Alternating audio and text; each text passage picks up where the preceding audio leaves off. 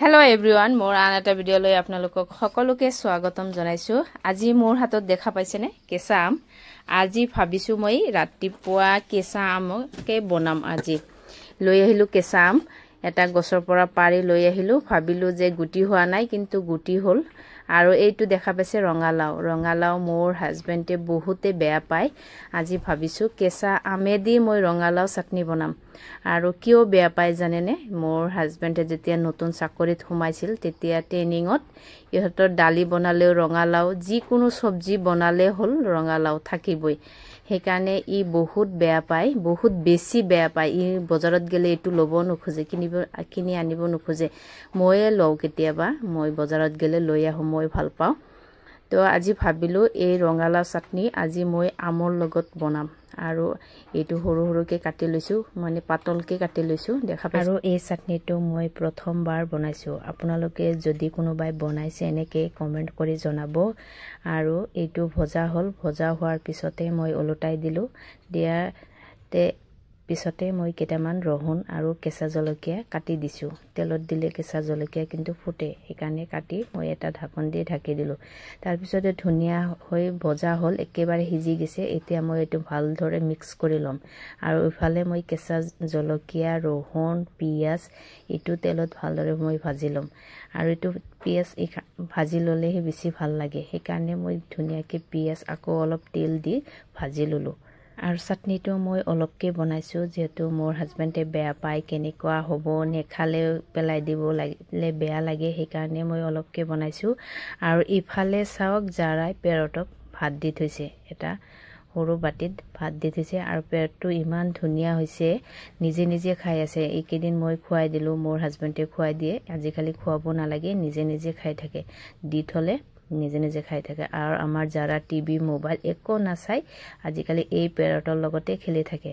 তাৰপিছতে পিঁয়াজ ভজা হ'ল, ভজা হোৱাৰ পিছতে আকৌ মই এইটো চাটনিটো, ৰঙালাওৰ চাটনিটো আৰু দি দিলোঁ। দি একেলগে গোটেইখিনি মিক্স কৰি ল'লোঁ, অলপ নিমখ দি ভালদৰে মিক্স কৰি ল'লোঁ।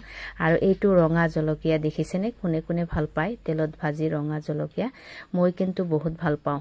তাৰপিছতে মোৰ হাজবেণ্ডে আহিল গা পা ধুই, আৰু আজি অফিচ বন্ধ আছিল, তো অলপ ভাত খোৱাতে অলপ লেটে হৈছে। কিন্তু গা পা ধুই আহি খাই একবাৰ মুখত দিয়ে কৈছে ইমান টেষ্ট হৈছে, ইমান ভাল লাগছে, মই এনেকৈ বনালে সদায় খাম, মোক কৈ আছিলে।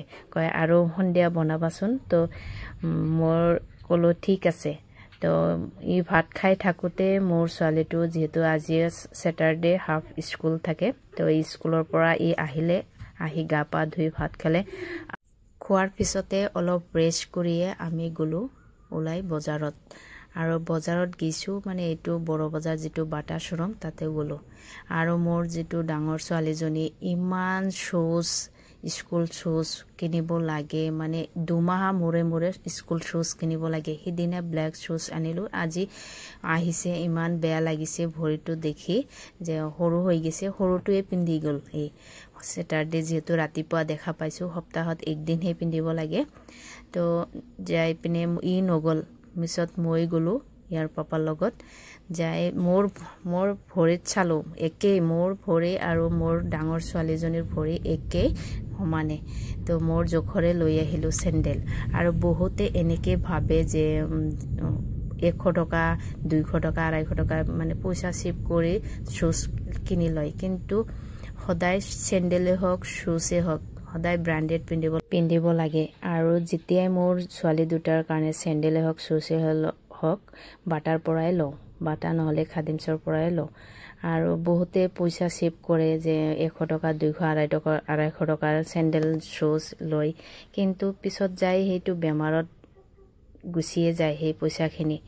বহুতৰে মানে ভৰি গৰম হয়, ভৰি ফাটে, বহুত ধৰণৰ বেমাৰ আজাৰ দেখা দিয়ে। সেইকাৰণে চেণ্ডেল সদায় ব্ৰেণ্ডেড পিন্ধিব লাগে। ভিডিঅ'টো চাই কেনে পালে কমেণ্ট কৰি জনাব। ধন্যবাদ।